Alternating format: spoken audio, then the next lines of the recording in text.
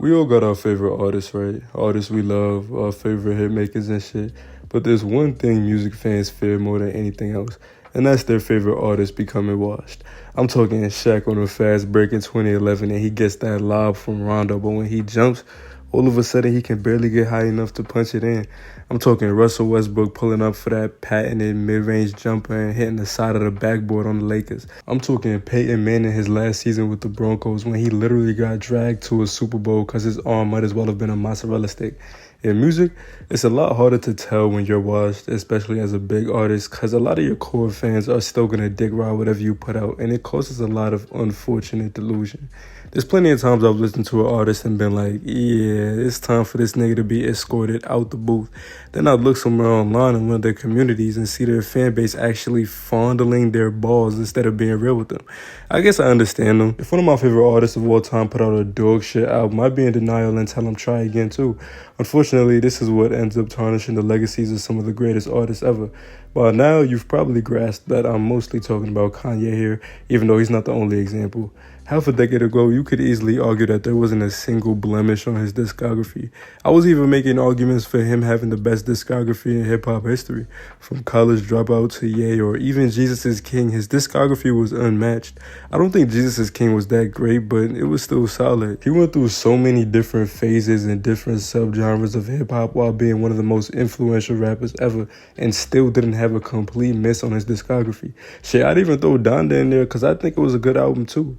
Then the whole Vultures thing started and it all went downhill completely. I remember I first heard Vultures earlier this year and the only thing I could think was, I don't think I'm ever going to listen to this entire album all the way through again. I was wrong and I gave it another shot a month later just to be even more disappointed than before. By the time Vultures 2 came out less than a week ago, I didn't really have any excitement for new Kanye music, I'm gonna be real. Listening to that album did nothing but reaffirm why I wasn't really eager for it anyway. Not to mention, yet again, Kanye dropped the album without it even being finished and started editing it after. Why does he keep doing that? I really don't know. There was a time I wasn't just excited for Kanye albums, I was begging for him to drop them. The whole Yandhi saga and early Donda era, there was still that aura of excitement around Kanye releasing music. Understandably so. It's funny because around that time, I thought Jesus is King was kind of a disappointment from him. Now I'd kill for him to drop an album like that. We really watched him morph into Eminem before our eyes in the worst way possible. It's kind of funny because the death of Slim Shady actually isn't really that bad, and I kind of enjoyed it at times. However, before this, it's important to emphasize that Eminem was literally garbage for a while. Like, he was the poster boy of shoulda retired years ago. Revival was some of the worst music I've ever heard. Then he spent half a kamikaze bitching about people hating it. Music to be murdered by wasn't good. You could genuinely say before this year that Eminem didn't have a single decent album since MMLP 2 in 2013.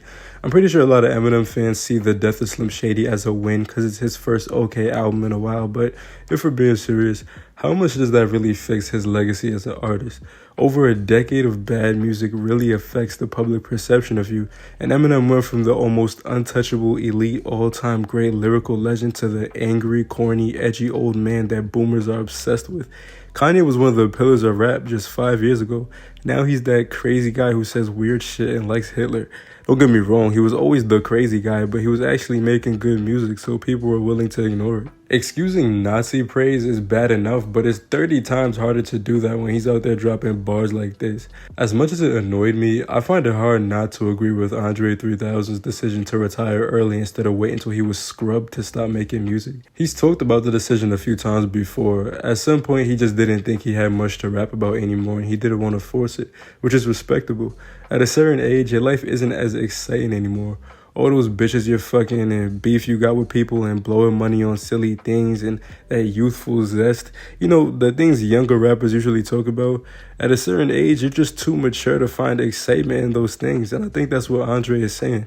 Of course, I obviously still think there's plenty of things André could rap about. He comes out with features every now and then and they're fucking brilliant. Party with Beyonce, solo reprise on Blonde. Life of the Party with Kanye, for example, but maybe he just doesn't think he has a whole album's worth of stuff to talk about, and that's fine. I'm glad he let go when he felt it coming instead of trying to hold on to something that clearly just wasn't there. Certain other people should take notes, I'm not gonna lie. I think Kanye might have felt the vibe because I saw this image of him texting somebody saying he was retiring a little while ago, and I was kind of happy. Then he dropped Vultures too anyways, and I was like, fuck.